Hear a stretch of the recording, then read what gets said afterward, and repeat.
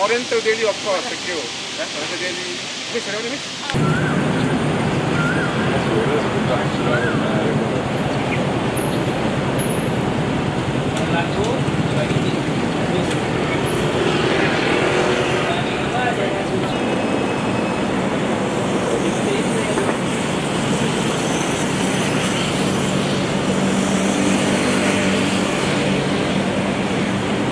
Apa yang akan berlaku pagi ini ialah dua sahabat kita, saudara Zamri Abu Bakar dan Zul Amali Husin, akan masuk ke IPD Dangwangi untuk membuat satu laporan polis dan menyerahkan thumb drive set of document berkenaan dengan rasuah berkaitan dengan rancangan tempatan banjir. Pada November 2022, rejim campuran telah melancarkan fitnah terhadap Menteri Alam Sekitar Datuk Seri Tuan Ibrahim Tuan Man yang kononnya meluluskan projek tempatan banjir bernilai 7 bilion. Walaupun selepas itu dijawab oleh Tuan Ibrahim bahawa dia tidak pernah meluluskan apa saja, namun setelah kantoi macam biasalah, rejim ini akan buat lupa dan buat tak tahu dan diamkan saja. Namun Anwar Ibrahim cuba mengalihkan isu dengan menyebut semua kertas cadangan rancangan tempatan banjir dikaji semula, konon katanya kerana tender terbuka perlu dibuat bagi menurunkan kos 7 bilion tersebut. Namun sekitar April 2023 telah tersebar satu surat yang dikatakan sulit, Kepala Surat Kementerian Sumber Asli dan Alam Sekitar yang ditandatangani oleh Nik Nazmi Nik Ahmad sendiri. Surat menteri ini dihantar kepada Perdana Menteri merangkap Menteri Kewangan, di mana memohon kelulusan untuk projek runding terus dan senarai syarikat telah siap. Kan? Tadi dia kata Tuan Ibrahim Tuan Man bagi projek 7 bilion, tak ada tender terbuka. Dia nak buat tender terbuka. Dan secara jelas surat ini Nik Nazmi kemudian buat laporan polis. Menteri buat laporan polis kerana kebocoran dokumen.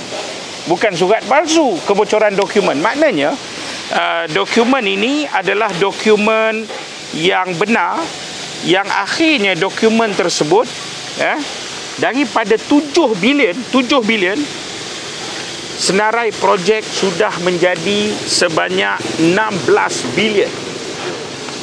16 bilion. Dan lebih menarik daripada senarai ini, nanti saya akan bekalkan semua, ada satu peruntukan 500 juta yang dikenali sebagai atas nama peruntukan tersebut pasukan khas pejabat Perdana Menteri, projek tempatan banjir off budget.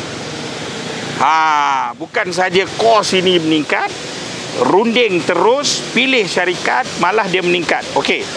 Kenapa kos ini naik menggila? Projek yang sama, ni Trivago lah ni, projek yang sama, harga yang bilik yang sama, harga yang berbeza. Ini projek yang sama tetapi persoalan harga yang sangat berbeza. Okey. Kos naik kerana rasuah. Semua syarikat yang masuk rundingan peringkat akhir dipaksa menandatangani perjanjian rasuah, bersetuju memberi komisen kepada proksi menteri dan orang dalam kerajaan. Perjanjian dibuat kononnya membayar fee perunding cara, consultant fee. Okey, ini contoh dokumen. Contoh, kita ada banyak dalam thumb drive tapi kita akan dedahkan satu antaranya. Dia buat perjanjian dengan lawyer. Tajuk projek ialah projek kolam takungan duifungsi untuk bekalan air dan tempatan banjir di Rasau, Selangor. Tajuk kepala projek. Projek bernilai 1.4 bilion. Dan melalui perjanjian ini 3% merupakan consultant fee. Dinyatakan dalam ini Sebaik saja syarikat ini dapat SST, syarikat ini kena bayar kepada peguam yang bertindak membuat perjanjian ini untuk peguam menguruskan pembayaran kepada proksi itu. Proksi ialah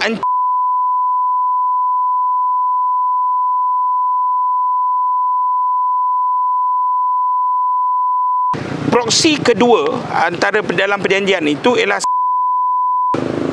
okey, kita pun buat carian kan. Ialah kaki tangan Majlis Perbandaran Kuala Selangor, driver dengan grade jawatan H11, gaji maksima 2,000. Dan dia menerima 3% daripada 1.4 bilion.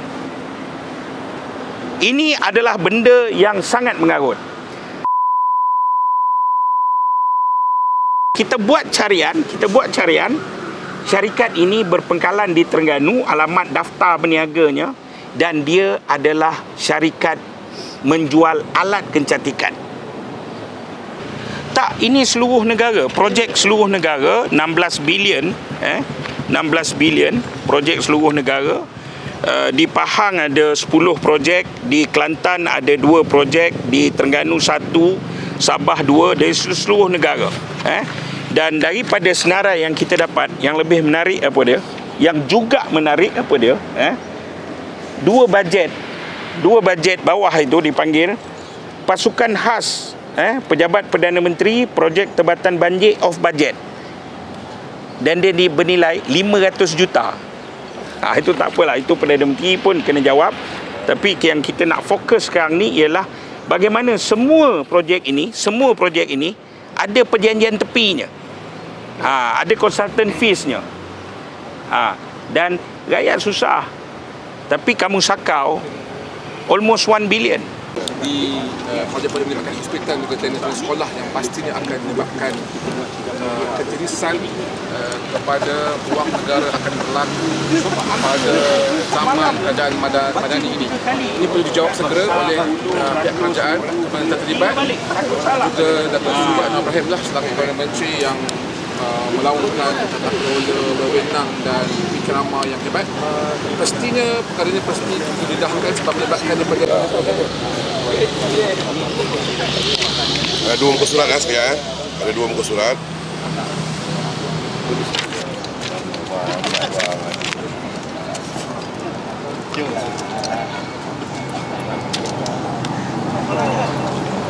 Jun.